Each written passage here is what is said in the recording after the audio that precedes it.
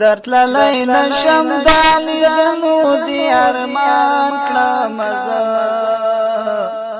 های بشر دوست نبی. إن الحمد لله نحمده ونستعينه ونستغفره ونعوذ بالله من شرور أنفسنا ومن سيئات أعمالنا. من يهده الله فلا مضل له ومن يضلله فلا هادي له، وأشهد أن لا إله إلا الله وأشهد أن محمدا عبده ورسوله. أما بعد، أعوذ بالله من الشيطان الرجيم. بسم الله الرحمن الرحيم. اقرأ باسم ربك الذي خلق، خلق الإنسان من علق. اقرأ وربك الأكرم الذي علم بالقلم، علم الإنسان ما لم يعلم.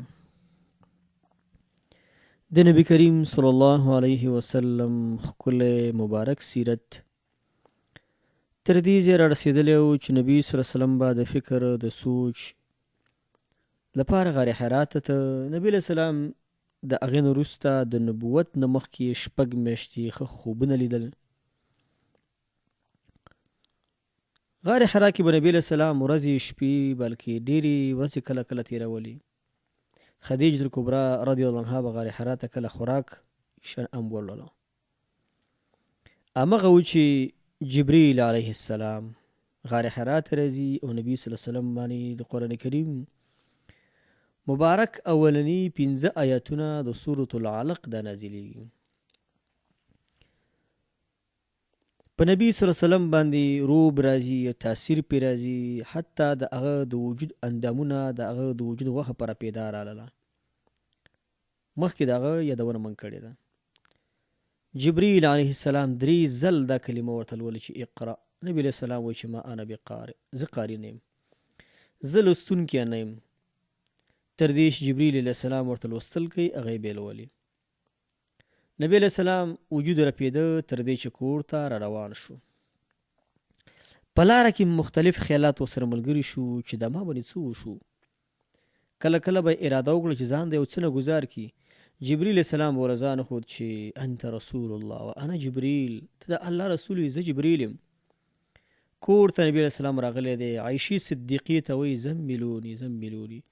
ځینې اثارو کې راځي دثروني، چې ما پټ کوي، ځکه داسې یو درنه وینا د یو اله ذات لخوا نه پرې راغلی چې په نبي علیه السلام باندې تاثیر ډېر اچولی دی.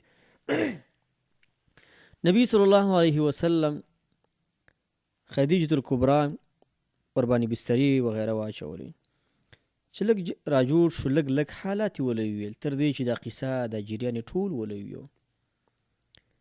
خدیجة الکبرا رضی الله عنها نبی علیه السلام ته خپل هم تسلي ورکوي، ځکه خدیجة الکبرا به ځینې علامات لیدل چې د دې انسان نه به الله مستقبل کې یو څه جوړوي، یو څه الله به ورکوي. او دا به ورته ویل خدیجة الکبرا چې ابشرک الله والله لا یخزیک الله ابدا. او دا به ورته ویل چې انک لتصل الرحمه وتحمل الکله وتکسب المعدومه وتقرئ الضیف وتعین علی نوائب الحق. دا تسلی کلمات خدیجة الکبرا رضی الله عنها ورکولو. تر دې چې د خدیجة الکبرا د تر زوی دی په نوم د ورقه بن نوفل.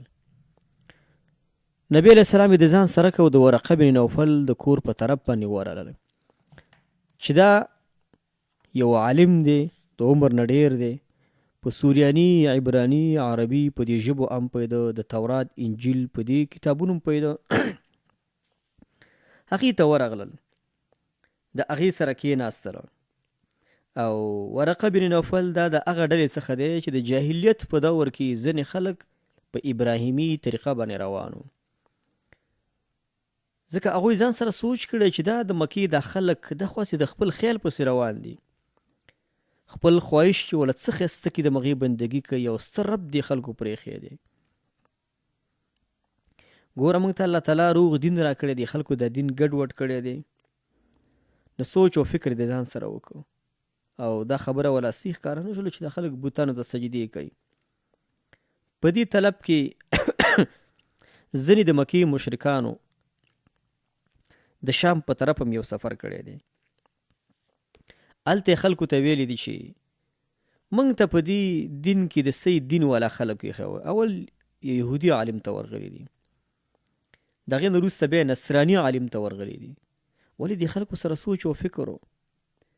همیشه دپاره کم انسان چې د صحیح دین د تلاش پسې ګرځي الله به هدف ته رسوي. لکه ډېر عوام خلک یو بل له وایي چې دا مریان خپلو کې سره وران دي، یا نه جوړېږي، یو خبره کوي بل خبره کوي، بس وایي خپلې پیسې ګټه، روزانه بچو ته روزي پیدا کوه او 15 وخته مونځ کوه، دی چې خبرې مه مانه. دا خبرې غلطي ده، دا ناپوهي ده. هر امي سړی په کار ده چې هغه ځان پوه کړي، د مسلې تلاش وکړي. موږ بازار له ځو هر څه پیدا کوو، سبزي میوه چې کله موږ تاسې اخلو څومره تلاش کوو، ښه میوه کور ته راوړو، تازه راوړو، داسې نه راوړو چې هغې باندې اثرات نور خراب شوي، باران پې شوي، ورستی. د دین مسایل هم داسې دي، موضوعي روایتونه خلکو پیدا کړي دي پکې شته، د غلطو قصو د غلطو واقعاتو نسبتونه خلکو وله کړي، دین کې د هر څه موجود دي. نو تصویر دین په کار ده. دین به د هغه چا دی چې تحقیق والی، په دې مسایلو باندې پوهېږي، تسلط په دې مسایلو باندې لري. نو د حق د دین تلاش په هغه وخت کې چې کوو، زید بن عمر بن نوفیل مخکې موږ یادونه کړې وه چې دا د نبي علیه السلام سره مجلس کې یو ځای شوی و، دې د بت پرستۍ نه براعت اعلان کړی و، دې بت پرستي نه خوښوله. بلدح علاقه کې د نبي علیه السلام سره ملاقات شوی چې یو خوراکو خلکو راوړو، نبي علیه السلام ته پاڅېد ویل دا زه نه خورم، ویل دا د غیر الله په نوم باندې ذبحه شوی. همدارنګه عمرو بن نوفیل هم پاڅېده، دی ویل زه هم دا نه خورم، دا د غیر الله په نوم به ذبحه شوی. بل ورقه بن نوفل دی، بل عبید الله بن جحش دی، او قس بن ساعده دی.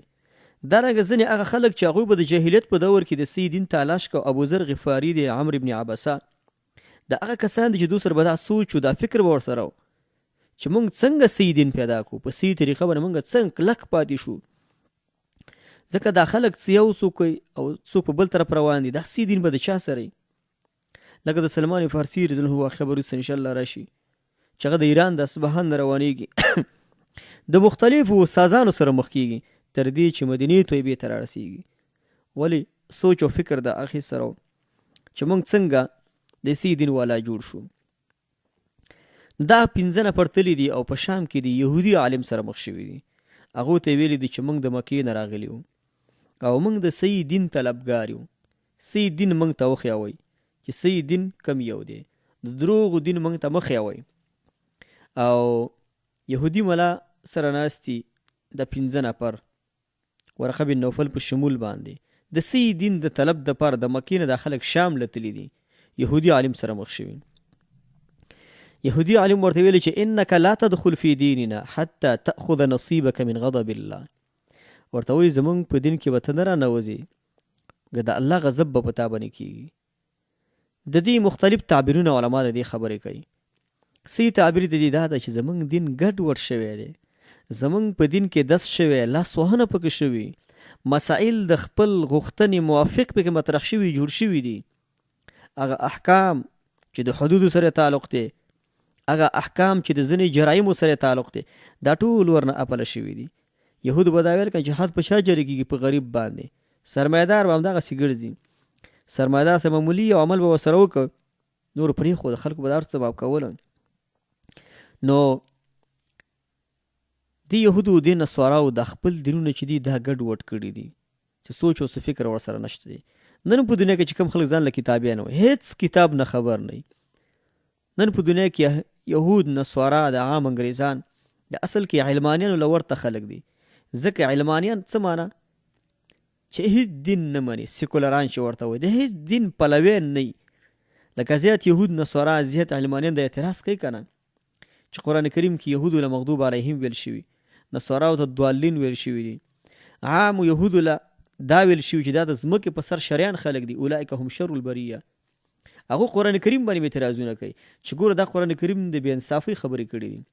حال دا دی چې قرآن کریم مطلق یو انسان دی، یو په انسان کې دننه ایمان دی. کله چې انسان کې ایمان موجودی دا قیمتي دی، او کله چې انسان اس جوسی او نور د کفر او د شرک او د خرافاتو نه ډکي، د دې هیڅ کوم قیمت د خالق سره نشته دی. انسان ډیر مکرم دی، انسان ډیر عزتمند دی. ګوري بلال صحابي شکل نه تور لیکن عزت وقار الله ورکړو. ابو لهب د نبی السلام تر دی د نبی السلام په پیدایش وینځه آزاده کړي لیکن مخالف شکل نه خسته او سرمایدار هیڅ کو معنا ده نه ورکي. ان الله لا ينظر الى صوركم ولكن ينظر الى قلوبكم واعمالكم. الله تعالی اساس شکلونو ته نه ګوري، الله تعالی اساس صور زړونو ته ګوري چې زړونو کې اساسي څه دي. نو دی يهودي عالم دا خبره ولوکړه چې زمونږ دا دین داسې ګډوډ شوی دی. د دې وجه نه د هغې نه وروسته دی بیا دغه ولویل د عمرو بن نفیل د یهودي عالم ته چې ته دا خبره کوې چې زمونږ په دین کې څوک داخلیږي د الله غضب به پرې راځي، او ورته وایي چې لا نفر الا من غضب الله. مونږ خو چې دلته دغه ته راغلي وو د حجاز نه راغلي وو شام ته، د الله د غضب نه د فرار پلان دی مونږ سره چې د الله د غضب نه څنګه بچ شو، څنګه به صحیح مؤمنان جوړ شو، مونږ څنګه صحیح موحدین جوړ شو. بیا ورته وایي چې فهل تدلنا على شيء، ته مونږ ته څه لاره ښودلی شي. عمرو بن نفیل د دې مکې د 5 نفرو خبره کې مشر او ورته وایي چې لا اعلم الا ان تكون حنیفا، بل سی سړی ماته نه دی معلوم، بله سی لاره ماته نه ده معلومه مګر یوه لاره د ابراهیم علیه السلام لاره ته معلومه ده چې هغه حنیف و ابراهیم علیه السلام. زید بن عمرو ورته وایي چې حنیف څه معنی؟ هغه ورته چې ټول ادیان پرېښودل، شرکونه پرېښودل، خرافات پرېښودل، رسمونه پرېښودل، خالص د یو الله تعالی بندګي کول. دا د ابراهیم علیه السلام دین دی. ابراهیم علیه السلام په توحید باندې کلک ولاړو، د امام الموحدین وایي ټول انبیا په توحید باندې راغلي دي. لیکن ابراهیم علیه السلام ته امام الحنفاء د موحدینو مشر او امام ورته ویل کیږي. توحید کلمه خو په خوله یو اخیستل دي، یو عملا توحید ته چې کوم غوښتنه د توحید د توحید فی الاسماء والصفات، توحید فی الربوبیه، توحید فی الالوهیه، توحید فی الحاکمیه، دا ټول توحیدونه پیژندل او عملا په دې باندې ځان پوه کول او خپل زړه ته دا ښکته کول. اینو چې خلک پوه شو چې په دې شام کې هم داسې خلک نشته دي چې دوی سره صحیح دیني، او دی ولویل چې بس صحیح دین دا چې ابراهیمي طریقه صحیح ده، چې ابراهیمي طریقه کې شرک وغیره وغیره دا اشیا پکې نه. د هغې نه وروسته دوی خلک راغلي، دا خلک یو نصراني عالم ته راغلي، د یهودي عالم نه وروسته هغې سره هم ناستې دي، هغې نه هم دا پوښتنه کړې ده، هغې هم ورله دا جواب کړی دی چې انک لا تدخل فی دیننا حتی تأخذ بنصیبک من غضب الله تعالی ولعنته. هغې هم ورله ویلي چې دې دین کې داخلیږي د الله غضب لعنت سره مواجه کېږي به. خو دې خلکو سره سوچ او فکر دا و چې موږ ځان حق ته رسو. حمزه رضی مبارک راځي چې کله د نبی علیه السلام د دعوت نوی تازه شروع شو، حمزه له هم د شپې راپاڅېده او دا به دعا کوله یا الله که دغه د دې پیغمبر د دې محمد د خبره حق یې ته ما ته راښکاره کړه. د دې وجې نه مؤمن ته پکار دا چې داسې و یا الله که دا حق یې زموږ سینه پې ته خلاصه کړي. حسد او پکیني انسان نه ودرېږي. لکه ډېر کله انسان د یو مذهب د وجې نه، د تنظیم د وجې نه، د یو فکر د وجې نه، د یو ټولنې د وجې نه، د دې په سوونو ژوندي مثالونه دي چې انسان د حق نه بچ پاتې کېږي، د باطل په جانب کې انسان ودرېږي. ځکه تنظیم خپل اثر لري، ډله خپل اثر لري، یو فکر مفکوري سره یوځای کېږي، یو مذهب والا سره یوځای کېږي، ضرور دا یو اثر لري. د قرآن کریم او د سنت په خلاف انسان دې سره ودرېږي. د هغې نه وروسته عمرو بن نفیل ورته وایي چې وهل نفر الا من غضب الله، موږ خو د الله د غضب نه فرار کوو. هغې نصراني عالم ورته ویل چې لا اعلم الا ان تكون حنیفا، ورته وایي زه نه پیژنم مګر د ابراهیم علیه السلام دین غوره دی. د ابراهیم علیه السلام په دین ولې دوی هم ورته اوله ورکړه. دا یهودیان چې دي، د یهودیان دا په خپله په باطل دي، خو دا خبرې ښه کړي دي. ډېر کله کله انسان باطل پرست دي، د باطل خبرې کوي، کله کله د هغې د خولې نه الله تعالی د حق ګویوي هم کوي. او نور د یهودو خو عادت دا دی اتأمرون الناس بالبر وتنسون انفسکم، خلکو ته امر په نیکۍ کوي لیکن خپل ځان د دې خلکو نه د همیشه لپاره یي. نو عمرو بن نفیل هغه راغی او په کعبه کې بیا سوچت کو چې یا الله زه بله لاره نه پیژنم چې زه بس دې پسې به روانم چې تا ته در ورسېږم، سجده به زه خالص تا ته کوم او په ابراهیمي دینو به یا الله موږ روان یو او قریش یا الله سکې په دې باندې موږ راضي نه یو. نو ورقه بن نوفل هغه هم دغه لار د غوره کړې وه چې دا په اخر کې نصرانیت دین د انتخاب کړی او انجیل چې دا هم آسماني کتاب خو د دین تلاش د مؤمن سره ضرور به ضرور دا باید موجود وي. ورقه بن نوفل ته چې کله نبی علیه السلام ورغی، دا حق پرست انسانو، د عمر په دغه وخت کې ډیرو، نو خدیجه الکبرا رضی الله عنها ورته ویل چې د غار حرا واقعي ولا بیان کړی دی چې څوک دې ته راغلی دی. هغې ویل چې هذا الناموس الذي انزل على موسی، دا تا باندې چې کوم رازدار ملائک راغلی دی دا په موسی علیه السلام باندې هم راغلی و. اشاره پکې چاته کوي؟ جبریل علیه السلام ته. تا ته چې څوک راغلی دا کمې خبرې چې تا ته راوړي دي دا نه دی مګر جبریل علیه السلام دی. خدیجة الکبرا ته ورقه بن نوفل سوی فلیثبت فانه نبی هذه الامه، ده ته ووایه چې ته کلک شه، ته ګوره د دې امت نبي ګرځي، ته د دې امت نبي او تاله چې څوک راغلی دی دا جبریل علیه السلام دی. خو بیا ورقه بن نوفل د ارمان یو خبره کوي، یا لیتنی فیها جزعا، وایي کشکې یا الله چې دغه ته په کوم وخت کې نبي ګرځېږي چې دغه وخت کې زه ځوان وي او طاقتور وي، ځکه په دې وخت کې دا په داسې صورت کې و چې عمر یې زیات و. وایي زه په دې وخت کې چې زه ځوان وي، په کوم وخت کې حین یخرجک قومک لانصرنک نصرا مؤزرا، چې کله دا ستا قوم تا وکاږي زه ستا سم کلک مدد وکړم. نو نبي علیه السلام ډېر په تعجب په شکل بیا دا خبره ولا کوي، او مخرجیهم آیا د مکې خلک به ما وکاږي؟ ځکه د مکې خلک خو په ډېر اخلاص سره ما ته ګوري، امین دا خلک ما ګڼي، زما ډېر احترام کوي، زما د خو اخلاقو دا خلک ډېر متاثره دي، دوی خپل مالونه د امانت په شکل ما سره ږدي، نورو مشرکانو سره نه ږدي. د حق تبلیغ چې کله انسان شروع کی بیا داعی ته دا پته لګي چې څومره خلک د حق په جانب ودرېږي او څومره خلک نه ودرېږي. همداسې عام مبتدعین انسانان د خلکو ډېر توقیر کوي، احترام یې کوي، خو چې کله ته د توحید مسله داسې بیانه کړي څرنګه چې سورة الانعام کې بیانه شوې ده، او د نبي علیه السلام د سنتو تابعداري داسې بیان کړي څرنګه صحابه او تابعینو کوله، کلک ودرېدل د نبي علیه السلام په سنتو باندې، په قطمیر او په نخیر کې، په یسیر او په قلیل کې، په لیل او په نهار کې، به انسان ته پته لګي چې د سنتو مخالفین څومره دي او د خالص صفا توحید د بیانولو سره څومره خلک په دنیا کې مخالفین دي. ورقه بن نوفل دلته عاجزي کړې، سره د دې چې کله خدیجه الکبرا دا خبره ورقه ته کوي چې د باندې داسې وحی راغلی. ورقه بن نوفل لوی نه ده کړې چې زه ګوره د تورات او د انجیل عالم یم، زه په سوریانۍ، په عبرانۍ، په عربي، په دې ژبو زه پوهېږم، تا ته څنګه وحی کېدلی شي؟ ما ته ولې وحی نشي کېدلی؟ عاجزي کړې ده، الله تعالی ورته عزت ورکړی دی. من تواضع لله رفعه الله، څوک چې عاجزي کوي الله یې اوچتوي. د الله دپاره عاجزي کول، د الله دپاره تواضع نه کار اخیستل، د دې سره انسان اوچتېږي. کله چې نبي صلی الله علیه وسلم ورقه بن نوفل ته وایي چې آیا دا خلک به ما د مکې نه وکاږي؟ د دې خلکو ته خو زما کمالات ټول معلوم دي، دا داسې ښه سړی دی. ورقه بن نوفل ورته وایي چې لم یأتي رجل بمثل ما جئت به الا عودیه، هیڅ چا ستا په شکل په یو څه باندې راتګ نه دی کړی مګر د هغه انسان سره دشمني شوې ده. د دې وجه نه کله چې څوک خالص د سنتو تابعدارۍ بیان شروع کړي، خالص د الله تعالی د توحید، د الله د یووالي چې الله احد دی، صمد دی، فرد دی، لم یلد دی، لم یولد دی، په دې باندې مکمل بحث انسان وکړي، به انسان خپل مخالفین هم ګوري چې څومره خلک زما مخالفین دي او څومره خلک د نبي علیه السلام د سنتو سره جوړ نه دي.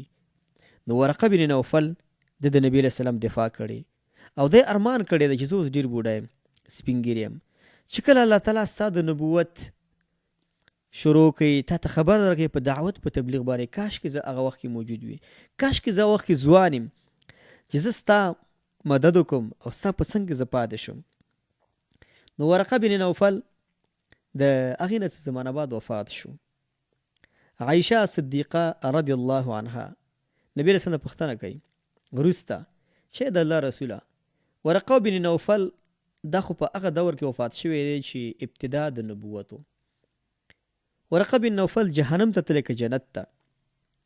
نبی علیه السلام وایي چې ورأیت علیه ثیابا بیضا، وای ما ورقه بن نوفل په خوب کې ولید هغه باندې سپینې جامې وي او بیا نبی علیه السلام ورته چې ولو کان من اهل النار لم تكن عليه الثياب البيض که چیرې هغه د اور والا وی په هغه باندې به سپینې جامې نه وي دې دا معلومیږي سپینه جامه دا د انسان د طهارت دلیل دی دا د انسان د ښه ایمان دلیل دی د انسان د ښه خاتمې دلیل دی چې څوک وفات شي او تی په خوب کې وګوري یو اثر کې ورسره داسې وایي چې رأیت القص فی الجنه دا نصاراو عالم ته به قسیس یو رأیت القص فی الجنه ما ورقه بن نوفل په جنت کې ولید مصنف ابن ابي شيبه کې دا روایت دی نو دا ټول دلیل په دې باندې دی چې ورقه بن نوفل د خاتمه ښه تېره شوې ده بل دا ده حافظ ابن کثیر رحمه الله حافظ ابن حجر الاصابه فی تمیز الصحابه په دې کې د صحابه کرامو نومونه ذکر کوي چې کوم خلک صحابه کرام دي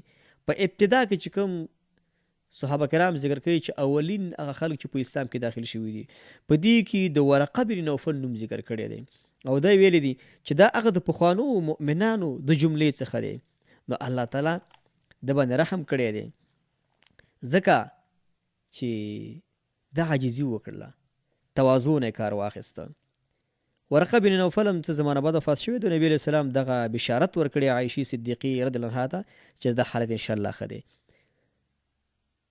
د سورة العلق 15 آیاته چې کله نازل شو اقرأ باسم ربک الذي خلق د دې نه وروسته وحی ولاړه وه ډېره زمانه وحی ولاړه وه مختلف نظرونه پکې دي یو نظر د ځینې علماو دا چې 3 کاله وحی ولاړه وه ځینې علماو 6 میاشتې وحی ولاړه وه نور یقین کې علامه خضري وایي 10 ورځې وحی ولاړه وه خلاصه دا د وحی لږې ورځې ولاړه ده خو نبي صلی الله علیه وسلم په دغه وخت کې دا فترت د وحی چې دی فترت زمانه چې کومه ده په کومه زمانه کې چې د 15 سورتونه نازل شوي او یو وحی بیا ولاړه ده په دې کې په نبی علیه السلام باندې مختلف حالات راتلل حتی په نبی علیه السلام باندې به کله داسې حالت راغی چې غمجن به شو فکرمن به شو کله کله به حدیث کې راځي نبی علیه السلام به یو غر ته وخته او دا به غوښتل چې ځان د غر نه راګوزار کړي حدیث کې راځي د جابر رضی الله عنه چې جبرئیل علیه السلام به ځان ښکاره کړ چې پام دا کار ګورونه کی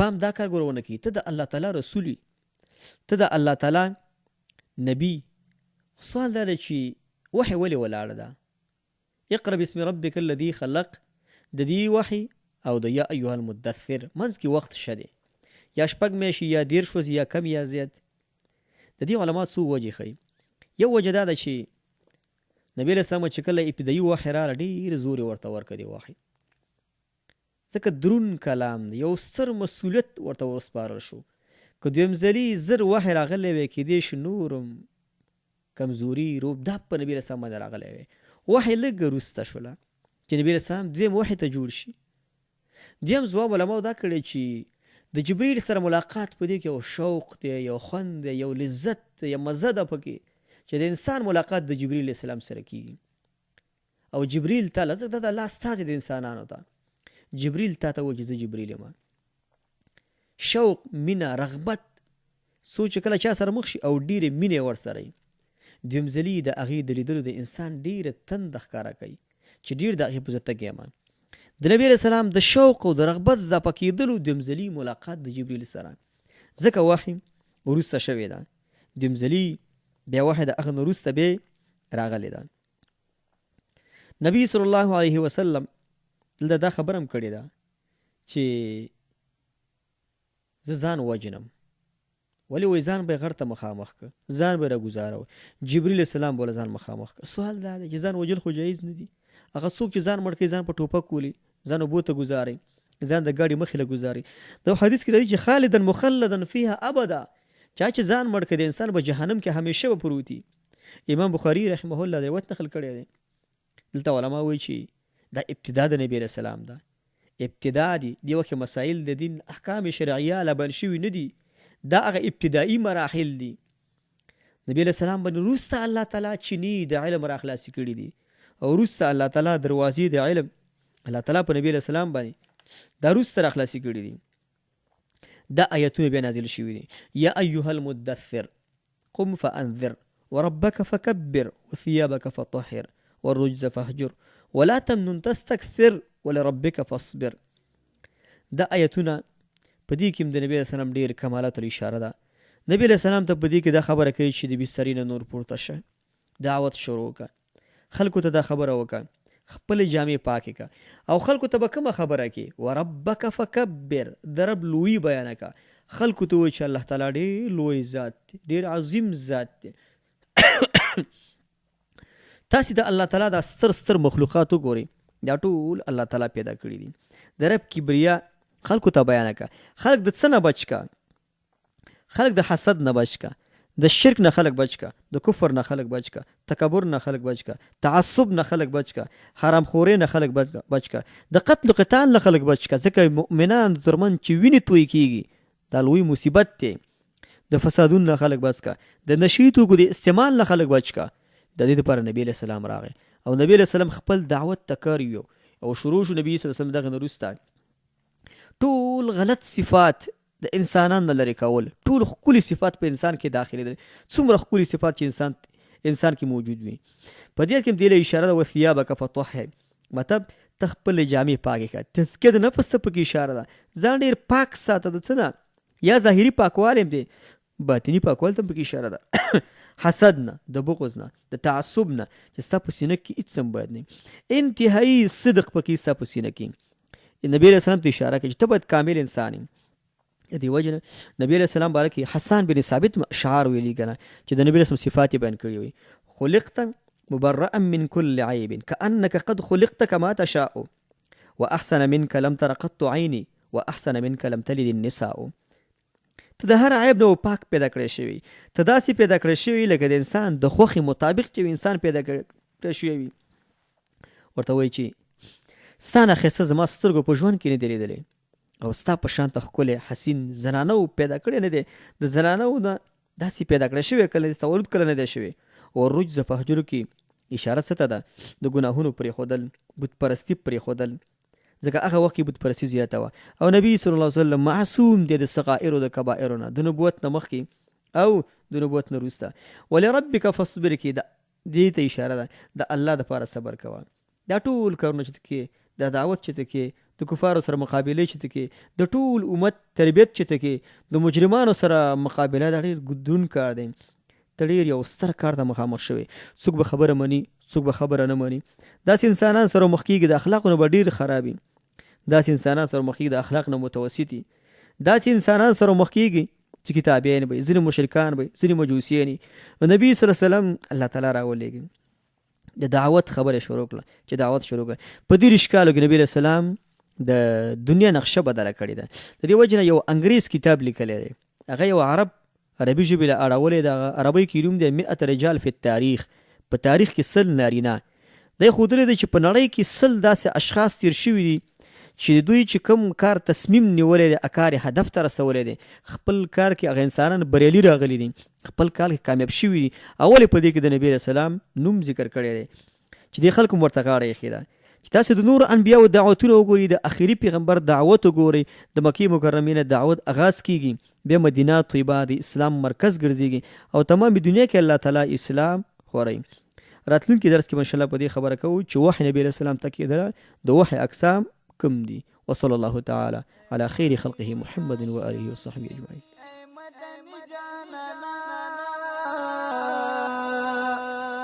ہے قریشی هاشمی ہے مدنی جانانا، اللہ دی وکڑی چ